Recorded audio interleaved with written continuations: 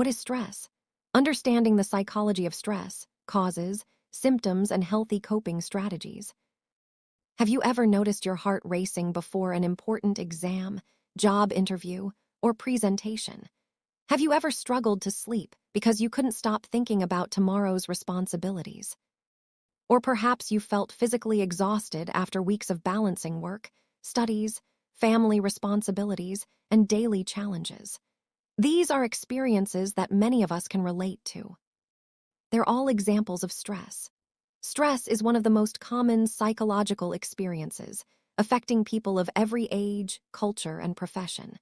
Whether you're a student preparing for exams, an employee trying to meet deadlines, a parent caring for children, or someone adjusting to major life changes, stress is a natural part of life. Interestingly, stress itself is not always harmful. In fact, without stress, we might struggle to stay motivated, react to danger, or perform at our best. However, when stress becomes too intense, lasts for long periods, or exceeds our ability to cope, it can affect both our physical and mental well-being. Understanding stress is important because it influences how we think, feel, behave, and even how our bodies function. In this video, we'll explore what stress is, how psychologists define it, the history of stress research, the biology of stress, different types of stress, common stressors, symptoms, psychological theories, the effects of chronic stress, evidence-based coping strategies, and common myths surrounding stress. What is stress?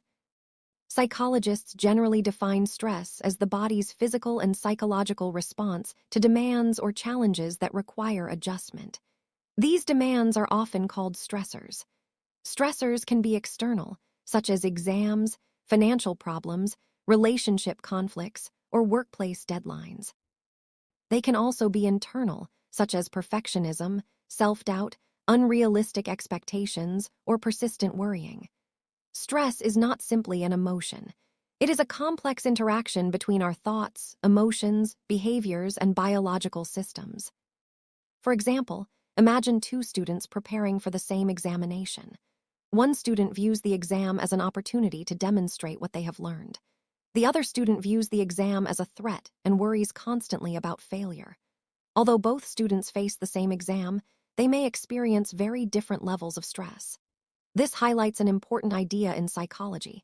It is often not the event itself that determines stress, but how we interpret it. The history of stress research. The scientific study of stress has developed significantly over the past century. One of the earliest researchers was Hans Selye, who described stress as the body's nonspecific response to any demand placed upon it.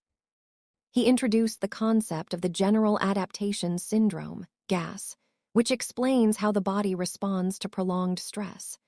According to Selye, the body passes through 3 stages. Alarm stage. When a stressor is first encountered, the body activates the fight or flight response. Heart rate increases, breathing becomes faster, and stress hormones are released. Resistance stage. If the stress continues, the body attempts to adapt and cope. Although the individual may appear to function normally, the body continues to use energy to manage the stress. Exhaustion stage.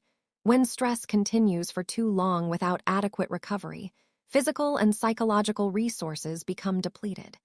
This stage may increase vulnerability to illness, fatigue, and emotional difficulties.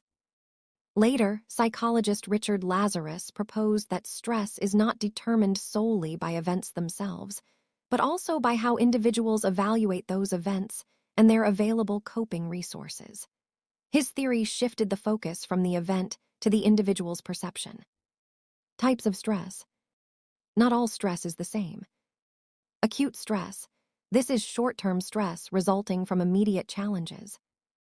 Examples include giving a speech, sitting an examination, playing in a sports competition, slamming on the brakes to avoid an accident. Acute stress usually disappears once the situation ends. Episodic acute stress. Some individuals experience acute stress repeatedly.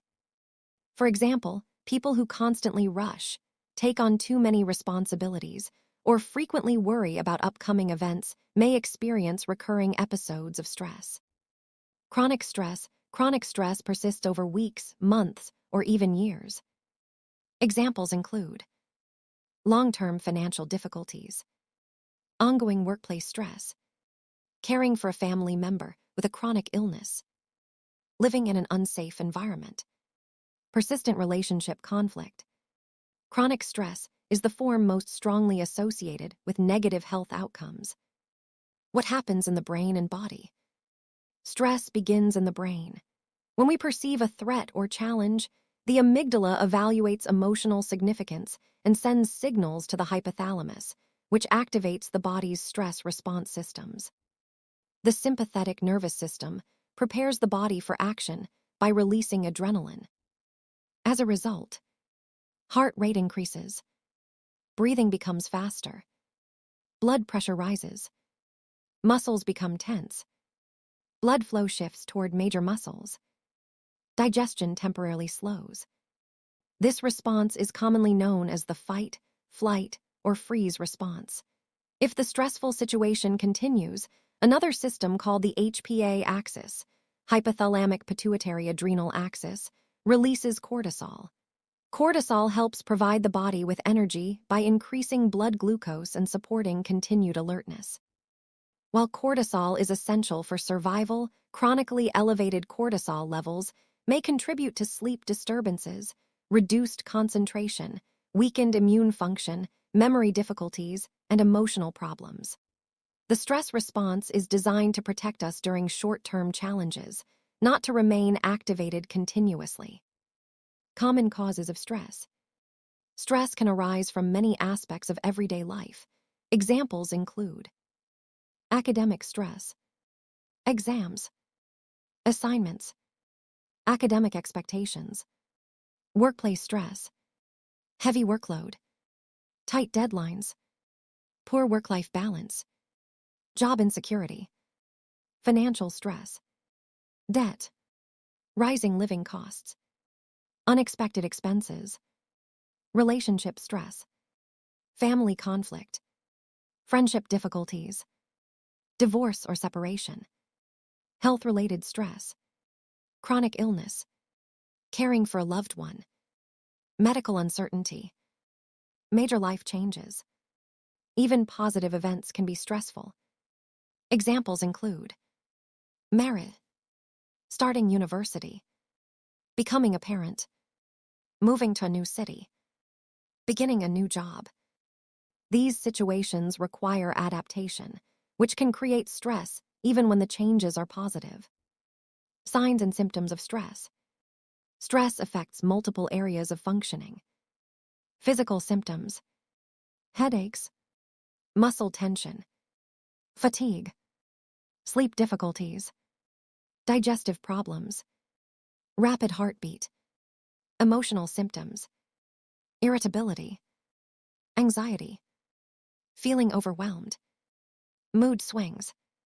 Cognitive symptoms: difficulty concentrating, forgetfulness, racing thoughts, negative thinking. Behavioral symptoms: procrastination, social withdrawal, increased alcohol or caffeine consumption, emotional eating, reduced productivity. The difference between stress and anxiety. People often use these terms interchangeably, but psychologists distinguish between them. Stress usually occurs in response to an identifiable challenge or demand. For example, I have 3 assignments due this week. Once the challenge passes, stress often decreases. Anxiety, however, may continue even when there is no immediate stressor. It often involves persistent worry about future events or uncertain situations. Someone may continue feeling anxious long after an exam has ended or worry about events that may never occur. Although stress and anxiety frequently occur together, they are not the same. Healthy coping strategies. Psychological research suggests several evidence-based ways to manage stress. Problem-focused coping. Address the source of stress when possible. Examples: creating a study timetable, managing finances, seeking advice, breaking large tasks into smaller steps. Emotion-focused coping. Reduce emotional distress. Examples: deep breathing, progressive muscle relaxation, journaling, talking with supportive people, lifestyle habits, regular physical activity, healthy nutrition, consistent sleep, taking breaks, spending time in nature, social support. Research consistently shows that supportive relationships can help buffer the effects of stress. Talking with trusted friends, family members, or qualified mental health professionals can be an important part of coping. Common myths about stress. Myth: all stress is harmful. Fact: moderate stress can improve motivation and performance. Myth: strong people don't experience stress. Fact: stress is a universal human experience. Myth: eliminating all stress is possible. Fact: the goal is not to eliminate stress, but to manage it effectively. Myth: stress is always caused by negative events. Fact: positive life changes can also create stress because they require adjustment. Final thoughts. Stress is a natural and essential part of life. It helps us respond to challenges, adapt to change, and stay motivated. However, when stress becomes chronic or overwhelming, it can affect both physical and psychological well-being. Understanding the science of stress empowers us to recognize its signs, appreciate how our thoughts and bodies interact, and develop healthier ways of coping. At Psych Digest, our mission is to make psychology simple, practical, and evidence-based. If you enjoyed this video, like, comment, share, and subscribe for more content exploring psychology, human behavior, mental health, and the science behind everyday life.